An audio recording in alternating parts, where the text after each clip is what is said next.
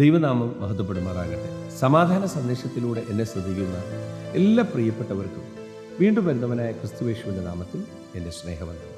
1 തെസ്സലോനിക്ക ലേഖനം 5-ാം അധ്യായം അതിൻ്റെ 5 മുതലുള്ള ഭാഗങ്ങളിൽ നിങ്ങളെല്ലാവരും വെളിച്ചത്തിൻ്റെ മക്കളും പകലിൻ്റെ മക്കളും ആകുന്നു.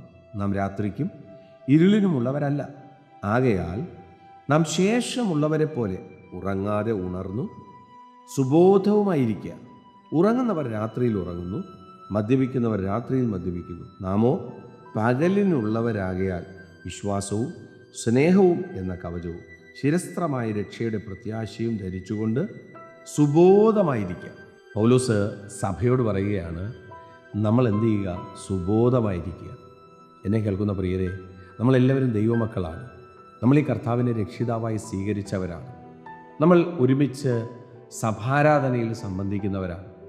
തെസ്സലോനിക്ക സഭയ്ക്കകത്തും ആരാധനയുണ്ടായിരുന്നു, കൂട്ടായ്മയുണ്ടായിരുന്നു, അവർക്ക് സ്നേഹമൊക്കെ ഉണ്ടായിരുന്നു. എന്നാൽ പൗലോസ് വീണ്ടും ഉറപ്പിക്കുകയാണ്, നിങ്ങൾ വിശ്വാസവും സ്നേഹവും രക്ഷയുടെ പ്രത്യാശയും ധരിച്ചുകൊണ്ട് നിങ്ങൾ സുബോധമുള്ളവരായിരിക്കുക. കാരണം പറയുന്നുണ്ട്, നമ്മൾ രാത്രിക്കുള്ളവരല്ല, നമ്മൾ വെളിച്ചത്തിൻ്റെ മക്കളാണ്.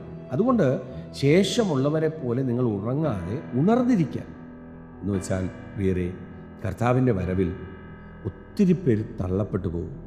എന്നാൽ ആ തള്ളപ്പെട്ടു പോകുന്നവരുടെ കൂട്ടത്തിൽ നമ്മളില്ലാതിരിക്കാൻ യേശു തന്നെ പറഞ്ഞു, നാശത്തിലേക്കുള്ള വാതിൽ അത് വലിയ വിശാലമാണ്, അത് തുറന്നു കിടക്കുന്നതാണ്. എന്നാൽ ഇടുക്കമുള്ള വാതിൽ, ഞെരുക്കമുള്ള വഴി, അതിലൂടെ പ്രവേശിക്കുന്നവർ മാത്രമാണ് നിത്യരാജ്യത്തിലേക്ക് പ്രവേശിക്കുന്നത്. എന്ന് വെച്ചാൽ അതിൻ്റെ അർത്ഥം, ഉറങ്ങിയിരിക്കുന്നവർ അവർ വിശാലമായ വഴിയിലാണ്, അവർ വിശാലത അന്വേഷിക്കുക, അവർ ഈ ലോകത്തിൻ്റെ സുഖത്തിനകത്തൂടെ നടക്കുക, അവർക്ക് നിത്യരാജ്യമില്ല. എന്നാൽ ലോകത്തിൻ്റെ പ്രയാസങ്ങൾക്കകത്തും കഷ്ടതയ്ക്കകത്തും ഉണർന്നും പ്രാർത്ഥിച്ചും ആരാധിച്ചും പകലിൻ്റെ മക്കളായി, ഇവിടെ വചനം പറയുന്നത് പോലെ സുബോധത്തോടെ കർത്താവിൻ്റെ സന്നിധിയിലായിരിക്കാൻ.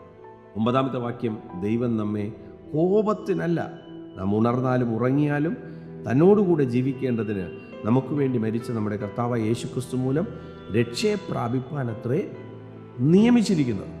വാസ്തവത്തിൽ നമുക്ക് ദൈവം ഒരുക്കിയിട്ടിരിക്കുന്ന നന്മ ഒന്ന് കണ്ടാൽ പേരെ നമ്മൾ ഉറങ്ങത്തില്ല. നമ്മൾ ഉണർന്നിരുന്ന് സുബോധത്തോടെ ദൈവം ഏൽപ്പിച്ചിരിക്കുന്നതൊക്കെ വിശ്വസ്തയോടെ ചെയ്ത് കർത്താവിൻ്റെ പദ്ധതിയോടെ സഞ്ചരിച്ച് നിത്യതയ്ക്ക് വേണ്ടി ഒരുങ്ങുവാൻ ദൈവം കൃപ ചെയ്യട്ടെ. വിശ്വസിക്കുക, പ്രാർത്ഥിക്കുക. ദൈവം വിശ്വസ്തൻ. God bless U.